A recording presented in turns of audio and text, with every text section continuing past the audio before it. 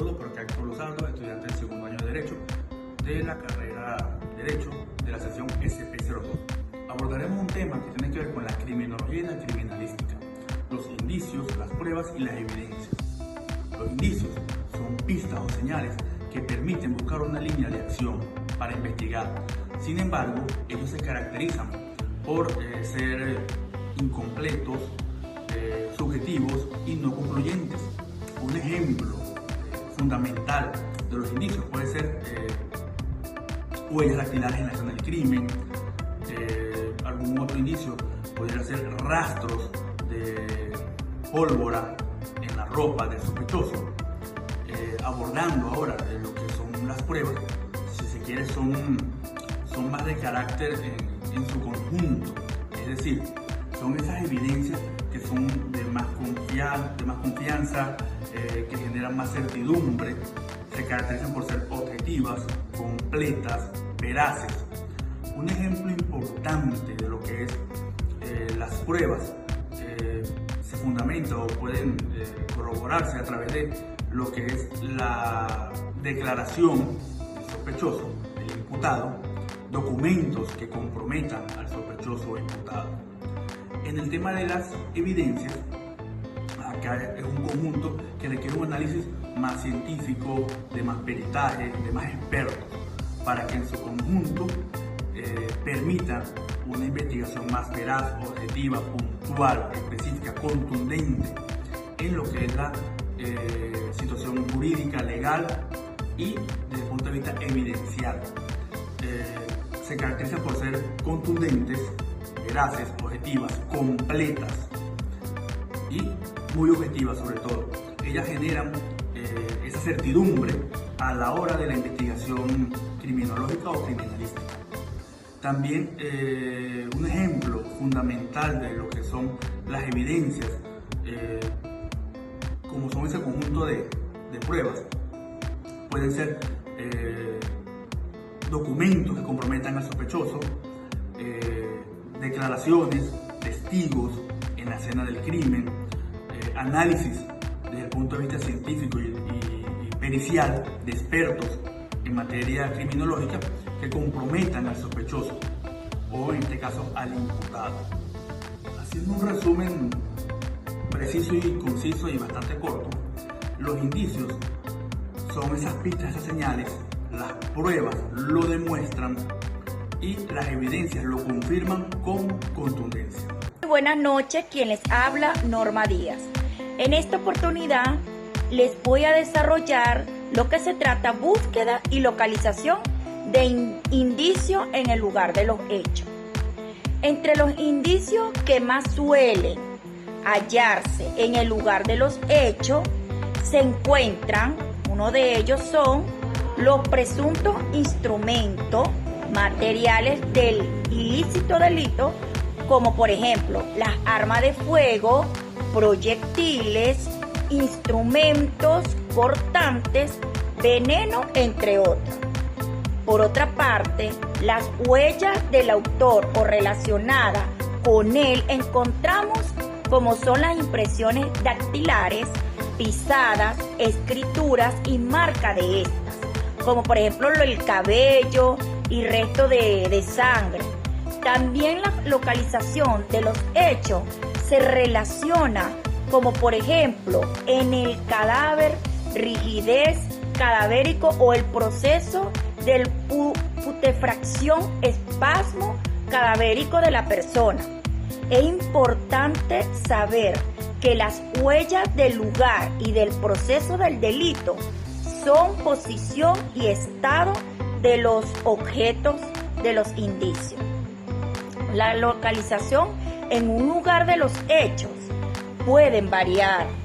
Sin embargo, en general los indicios pueden incluir los restos físicos, como pueden ser como objeto, herramienta, arma o cualquier otro, como lo dije anteriormente. El elemento que pueda estar relacionado con el delito. Las marcas es importante porque son las huellas dactilares, como el calzado o cualquier tipo de impresión que pueda ayudar a identificar a un sospechoso. También están las sustancias biológicas, que son las muestras de sangre, cabello, fluidos corporales que pueden ser analizados para obtener más información sobre las personas involucradas en el proceso, pues, o en el delito. También se encuentran la documentación, que están relacionadas con las notas de voz o notas, papelitos, teléfonos móviles, computadora u otro dispositivo, que se contengan información que pueda ayudar al proceso relevante. Y los testigos también es importante, porque son las personas que hayan estado presentes en el lugar de los hechos y puedan proporcionar testimonio sobre lo ocurrido. Por último, las condiciones del entorno. Se trata de las características del lugar, como la iluminación, la disposición de los objetos abiertos y otros factores que puedan influir en la interpretación de los hechos. Es importante resaltar que existe la localización de indicios biológicos. Una vez que han sido localizados, los indicios deberán de ser numerados y se continuarán con su fijación.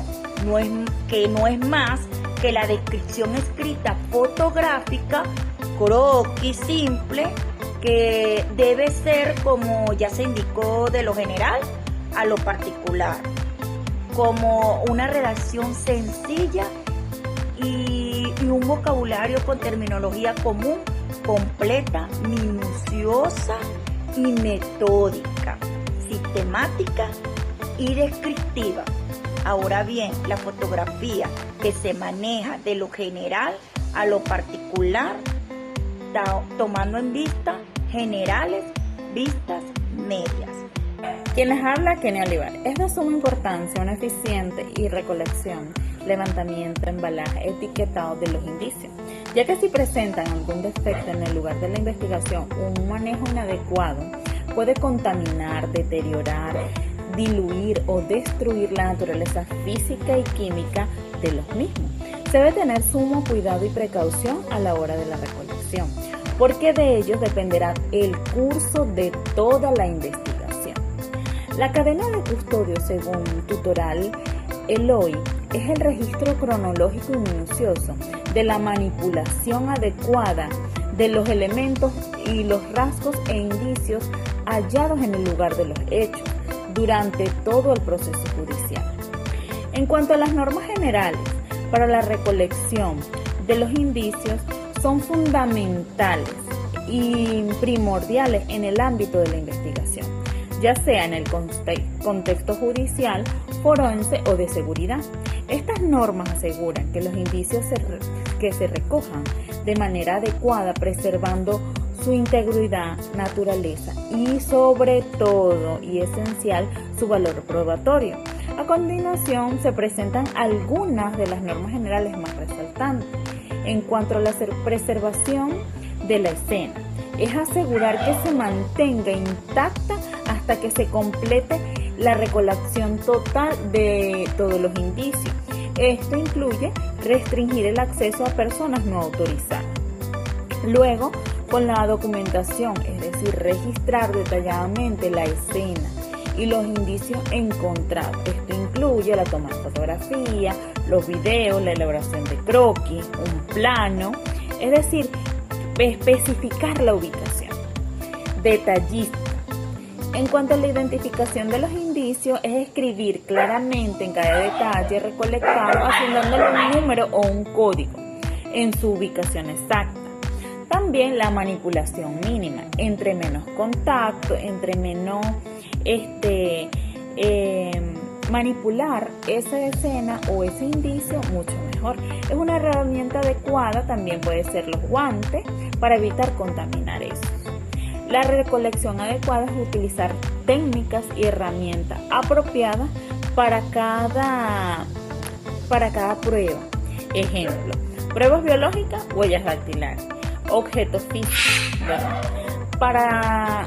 También para la cadena de custodia se debe mantener una custodia algo riguroso en el momento de la recolección hasta su presentación en el juicio. Cada transferencia de custodia debe ser documentada, escrita, evaluada. Además, hay que etiquetar cada indicio. Es una información relevante como fecha, hora, lugar, nombre del recolector y descripción del indicio. También su almacenamiento o conservación. Una prueba o indicio no puede ser deteriorada y se debe evitar su descomposición en contenedores apropiados para su almacenamiento seguro y fresco. El cumplimiento legal. En todas las etapas, las acciones deben ser realizadas de acuerdo a la ley o las normativas éticas y legales pertinentes para cada caso. En cuanto a la capacitación continua, los investigadores y el personal involucrado en toda la recolección de los indicios debe recibir una formación continua, permanente, sobre técnicas actualizadas y normativas en el manejo de dichas evidencias. Estas normas son esenciales para garantizar que los indicios puedan ser válidos y admisibles en un proceso judicial, y es determinante para proteger todos los derechos de las partes involucradas. Saludos, mi nombre es Nair Rodríguez. Continuando con la disertación sobre el tema, les hablaré sobre las evidencias y su clasificación. Las evidencias son importantes para que un forense pueda realizar una investigación criminalística y se encuentra con una diversidad de indicios, evidencias y pruebas que debe tener en cuenta para cumplir con su labor adecuadamente. Sea la posibilidad de que una persona inocente sea absuelta de algún hecho punible o sea sentenciado el culpable. Todo puede depender de esto. Desde el punto de vista criminalístico, las evidencias son todos los elementos que tras ser estudiados permiten establecer con claridad y certeza la relación entre los objetos y las personas vinculadas al hecho que se investiga. A través de las pruebas se puede lograr identificar el o los autores, que sean consideradas las pruebas de la comisión del hecho y que sean utilizadas para reconstruir el hecho. A través de la experiencia y aplicando los métodos de investigación y las técnicas adecuadas, las evidencias pueden hablar y arrojar algunos ciertos resultados. En cuanto a la clasificación, se puede mencionar por su origen. Tenemos la evidencia pericial. Se refiere al informe realizado por un especialista como el informe de balística. La evidencia testimonial se refiere al testimonio dado por los testigos que presenciaron el hecho. Evidencia por confesión. Esta evidencia la aporta el implicado, pero esta debe aportar pruebas físicas, pues pueden inculparse para ayudar al verdadero culpable. Testimonio por reconocimiento. Esta evidencia las aporta la fotografía y los relatos aportados. Evidencias por reconstrucción. Esta evidencia se da a partir del estudio de los indicios encontrados en el lugar de los hechos. También tenemos la clasificación por su capacidad probatoria. Tenemos la evidencia directa que permite que pueda establecerse la relación entre la víctima, la escena y el victimario. La evidencia indirecta no puede probar ningún hecho si se estudia sola de forma aislada, pero en unión de otras puede llegar a determinar cómo se produjeron los hechos. La evidencia legítima. Estas evidencias son las encontradas en el lugar de los hechos. También tenemos la clasificación por su relación con los hechos. Tenemos la evidencia determinada y la indeterminada. La determinada, estas evidencias pueden ser reconocidas a simple vista, como por ejemplo un arma de fuego o huellas dactilares encontradas en el lugar de los hechos.